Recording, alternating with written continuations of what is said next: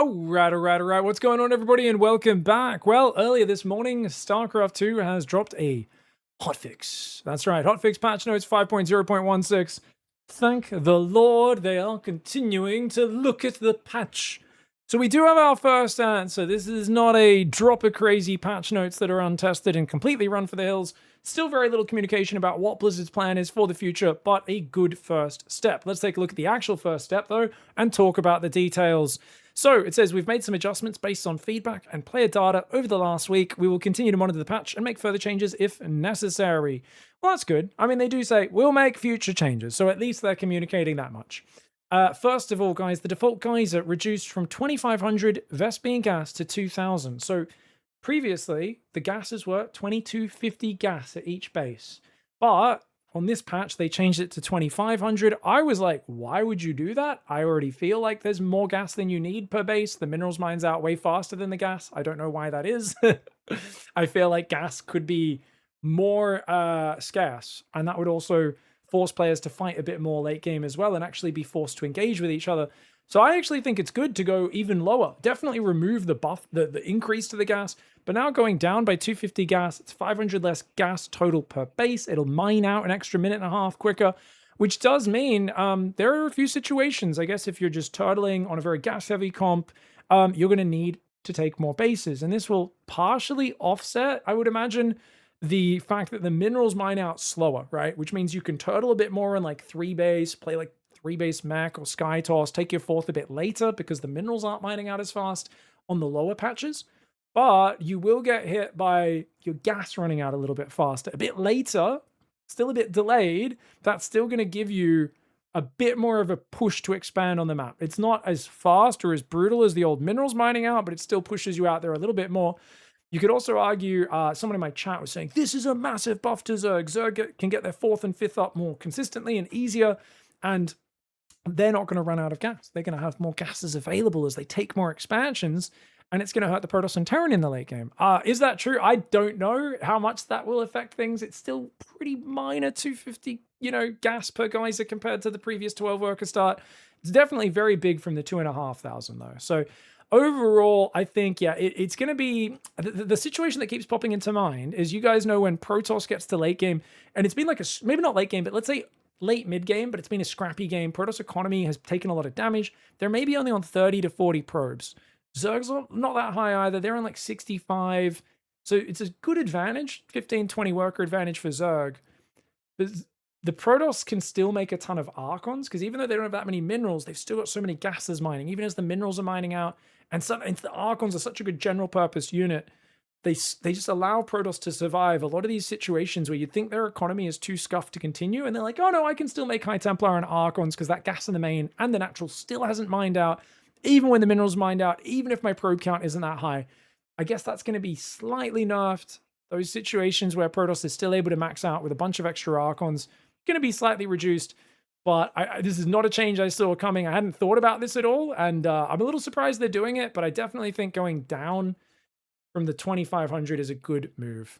Next up, Zerg lava rate has been increased, which means your lava spawns slower. I've already been inundated with comments today on my live stream of Zerg saying, don't take away, it's been so fun, I can finally win, I don't feel like I'm stuck in my corner.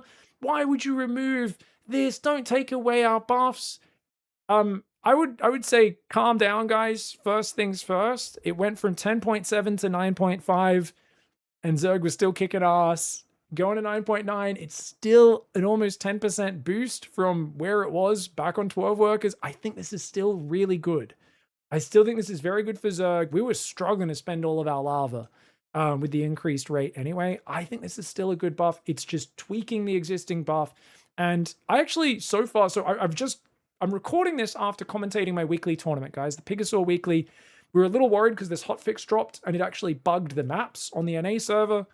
But they fixed it within like half an hour from us all noticing it and stuff, and all going, is this going to get fixed? And everyone was reporting it. They managed to fix it. I don't know what the issue was.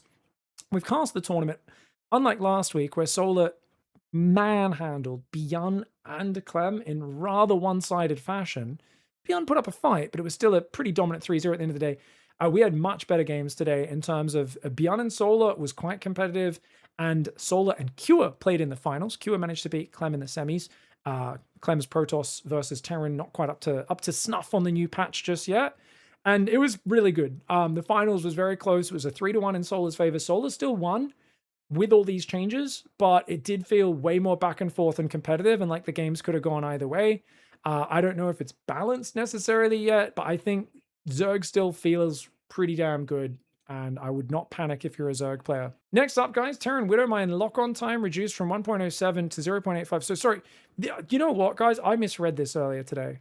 I thought this was the burrow time. Oh, no.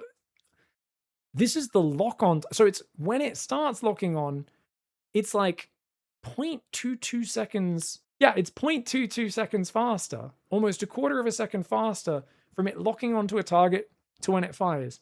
I don't know why you would do that. That gives you less time to dodge, less time to hold position and spread your units. I guess it's harder to avoid getting hit by. I think it makes it more consistent for shooting Ling Bane. We did see some big Widow mines today. I have no idea about this. I didn't really, because I didn't understand this change when I was casting the games. I guess it's a little harder to dodge against. I'm not quite sure how big this really is. I had never thought of this change, and like many of these changes, they're not things I've really even considered. So I'm processing this in real time and going, oh, that's interesting. Now, the Widow Mine's had its splash damage nerfed multiple times over the last few years. It no longer becomes invisible from Armory. It's only once you get Drilling Claws. I don't think this makes the Widow Mine super broken or anything like that. I think it will increase the Widow Mine's consistency for Terran players. But at the end of the day, it's still going to suffer the exact same issue it normally does. Because if I think about today's games, we saw multiple times the Widow Mine did massive friendly fire. The way Widow Mine consistency works is this, and a lot of people don't understand this. All right, guys, so what a lot of people don't realize is that the way Widow Mines work is they're naturally going to do a ton of friendly fire if you aren't actually gunning down the Zerglings at the front. So what often happens, right, is if the Terran, even in pro games, goes, oh god, I don't have enough army to fight this, what's going to happen? The Lings are going to A-move, and the Marines are going to run backwards, and the Widow Mines are all going to shoot on top of the Marines.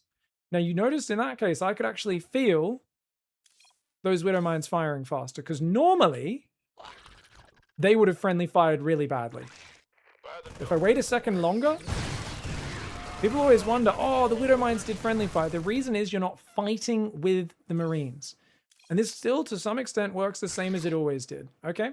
So if we just A-move the Zerglings, and this time we stim and fight, you'll notice the Widow Mines keep changing targets, right? And these back two ended up firing. This one actually kept changing targets. The Lings kept dying, so it didn't fire for much longer. So if you're actually actively fighting with your Marines, there is less chance of friendly fire. Obviously, a bit of stutter step can help there as well. But whenever you're overrun in a battle, you're naturally going to get kind of messed up. So if we just A-move the Zerglings, and this time we can do a bit of stutter step, and you'll see there, notice how the Widow Mines did maximum damage. Why? Because as I stutter step, the units clumped up, but it was also I was gunning down the front Zerglings. Whereas normally, if you don't do that, and especially if the Zerg does a bit of micro, this can happen. So what's going to happen? But essentially, what's often going to happen is these front Zerglings are going to end up right up in the midst of your Marines. And that's going to be really bad. So there's still going to happen, and you're actually going to have less time to dodge friendly fire than before, so it will hurt you. But it's also going to give the Zerg player, if we think about the Zerg side of this micro, and this is mostly Zerg I'm talking about, but obviously affects Protoss as well. So what you're often going to do here, guys, for Zerg micro is obviously peel your Lings behind their army. And you'll notice that drags the Widow Mines into their units, but away from the comp of our units. Let me show you guys that one more time. You're going to have a little bit less time to pull this off, but you still absolutely can do it. It's just in a bigger battle, you might pull as many of them. Okay? So notice we're just pulling these guys behind.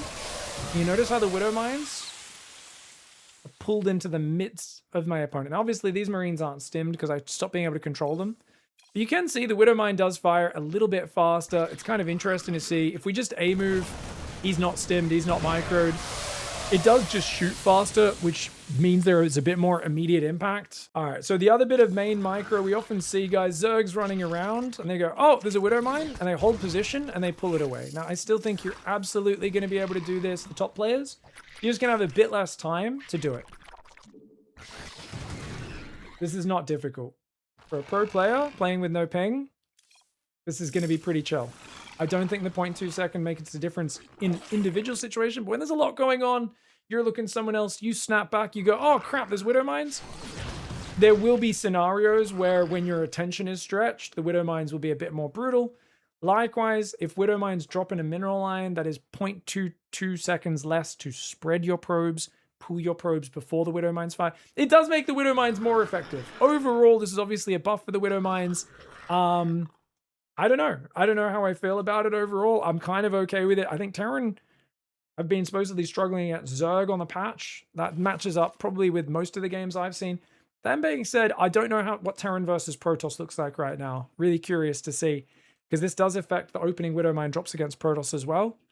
Keeping an open mind, but I did not see them touching the Widow Mine. That's an interesting one. Here's the bigger one, guys. The Reaper, 2 seconds longer build time, 32 to 34 seconds, and this goes hand in hand with this. Adapts pre-warp gate build time increased from 30 to 33 seconds. To me, I am going to keep an open mind, and I'm not going to say these are stupid changes, and I'm 100% convinced they're bad. What I will say is that I saw a lot of people complaining that the Reaper gets to their base too early. I would go out there and say there's a revolutionary thing called building a spawning pool first, or not building a hatchery on 15 and a spawning pool on 17 or 18. You could take it 1, 2, 3, even 4 supply earlier than that. And we saw Solar, even today, whenever he thinks his opponent might do some Reaper shenanigans, goes for a pool first and showed some really nice pool first builds. That being said, we were watching with the Reapers having 2 seconds extra build time. The Reapers, they didn't feel that problematic, but I don't think they felt that problematic beforehand either. I think if you go Barracks Gas, it slows down your command center a lot. It is quite a bit of a cost for the Terran. I'm kind of on the side of I think these things could have got figured out by players. I'm not 100% locked in on that viewpoint, but I would say my preliminary viewpoint is these changes were unnecessary, but time will tell. Here's a really cool change, guys, for Protoss. Bile no longer instantly destroys force fields. Instead, it destroys 50% of the duration. Ravager Corrosive Bile does kind of hard counter force fields right now. Knocking half of its duration off is cool. I really hope this isn't bugged. And it's like not just like, because I can imagine this being implemented in some weird way where it's like the force field, it lasts like 9 seconds, I think, right? 9, 10, 11? What's the time on a force field? 11 seconds? I think it's 11 seconds. Let's say it's down to 8 seconds. You hit it with a bile and it only brings it down to like 5.5 seconds. And you're like, no. It should knock 5.5 seconds off of the force field's entire timer. I'm hoping that works correctly. We'll obviously have to check it out and see. All right, guys, so what I'm going to do is I'm going to throw a force field down. 1, 2... Actually, let's throw one down on a nice time. Oh, and it turns red when it's halfway done. How good's that? Oh, I like that visual effect, yeah. So, all right, so what we're going to do, throw a force field right on 10, 20. There we go. So that should be already down about 3, 4 seconds. And that should eliminate. Okay, yeah, it looks like it works out. This looks like it's not bugged at all. This looks like it's working really well. That one should be finishing basically... Yeah, that's perfect. It looks like no matter when you hit it, it's just knocking time off the timer. I think this is perfectly fine. As it was, even if you were corrosive biling a force field, the moment it started, it still lasted for a few seconds, and now it just gets an extra, like, 2 seconds afterwards. This is not a huge change. It just makes force field a little more powerful versus Zerg.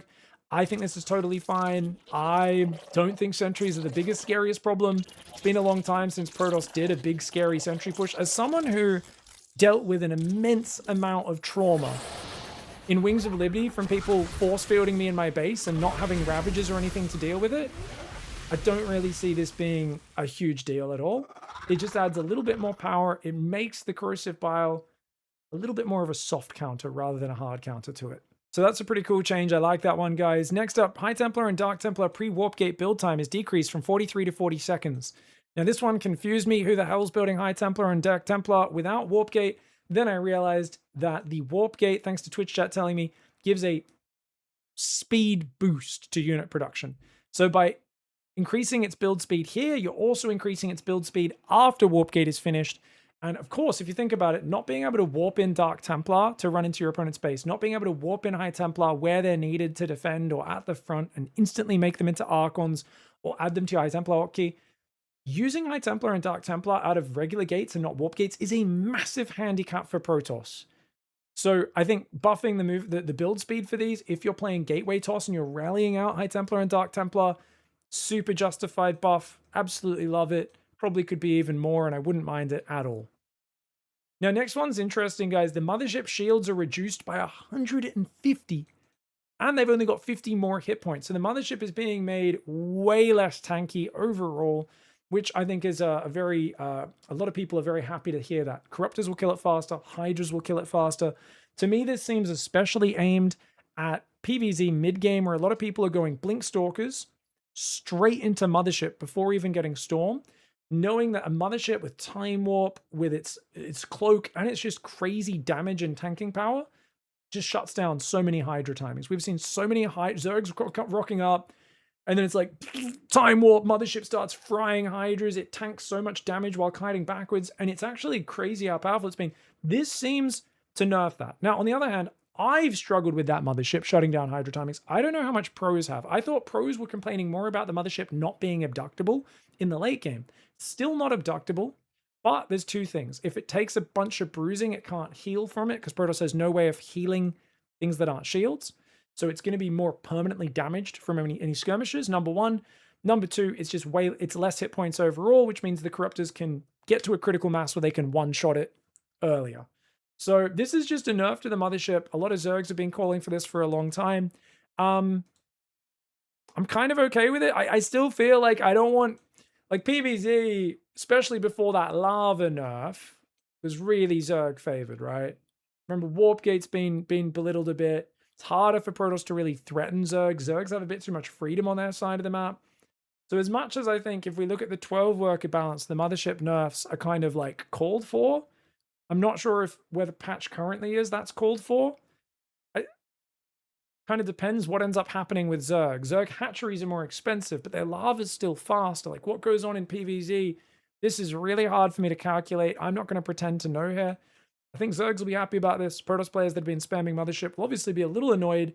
I still think the Mothership's going to be a good unit, but rushing it out before a fourth base, before Storm is going to take a big hit with this. It's going to be more, no, you add it in late game. You're not as motivated to rush this out as kind of your first big piece of tech after Blink. Guys, there's a whole bunch of bug fixes in here. Most of them aren't that interesting. If you guys think there's something interesting that I missed, let me know. For me, though, I do have a problem. And it's honestly... It's just that there's this bias in the balance, and there always has been in StarCraft. Historically, people basically realized that Blizzard loved Protoss. They wanted Protoss to be this race that had all the advantages back in the day. They said, oh, it's hard to warp in units. You get a hotkey for your warp gates. Oh, it's hard to control group your units. Your High Templar has a little snowball attack so it doesn't run in and die. Do the other races get that? No, but Protoss gets it because we love Protoss. And they were super grossly Protoss favored. This is part of what led to people being super anti-Protoss over the years, which I don't agree with, obviously. But you could kind of see where they gave this favoritism. And now the pendulum has swung to the other side. Everything's shifted. And now they are just disgustingly Zerg favored to the point where they want Serral to win every single tournament in existence. I don't know, man. I just was disgusted when I read these changes. I scrolled to the bottom and look, they hit it. Second from the bottom in the bug fixes. One of the most unconscionable buffs I have ever seen in all of StarCraft's history, and it's disgusting me. Queens will now spawn facing their origin hatchery. Literally, it makes me sick to my stomach. Can you guys fathom? A queen, when it pops out, the hatchery's here, it normally pops out, you tell it to inject, it has to turn and then place the inject. Now, pops out and just injects in the direction it's facing. This is literally it's just unplayable levels of brokenness, and I love that they're patching StarCraft more aggressively, but to do that with things that are such clear hogwash like this, disgusting. I'm upset. I'm not happy about it. And yes, I'm joking for the people who are actually believing me. I'm just being an idiot. I'm just being an idiot. I think this is so the Queen can inject slightly faster. I don't know. I don't know why they did that. It's fine. I don't really care. I don't think it changes anything. Most of these are just little idiosyncratic things. Oh, yeah, that'll look a bit nicer if it's like that. Or, oh, there's a little bug here and there. I think there was a team game bug that Uthermal found where basically there was an issue where structure ownership in team games could be adjusted by the loss of a builder. So I think it was if you like lost SCV building a building, your ally got control of it or something. There's something weird like that. Apparently they fixed that bug. So that's cool. Uthermal's real on that one. goodbye. His YouTube short on that one, no longer relevant after this change. Honestly, overall, to summarize, guys, pretty happy that they're aggressively changing the lava. I think that's a very welcome change. I think the lava boost was way bigger than I realized it would ever be with what they did before with 9 seconds and then 9.5 seconds. Gas change, pretty good. Curious to see how the Widow Mine change plays out. I think there's probably going to need to be more changes like this, more aggressively, more commonly, but a good first step from Blizzard. And I do like that they've said we will continue to monitor and make further changes if necessary. It's one line, but it gives me hope. You guys let me know what you think in the comments. Obviously, I'm going to have much more well thought out thoughts after I've watched and casted and played a lot of games over the next week.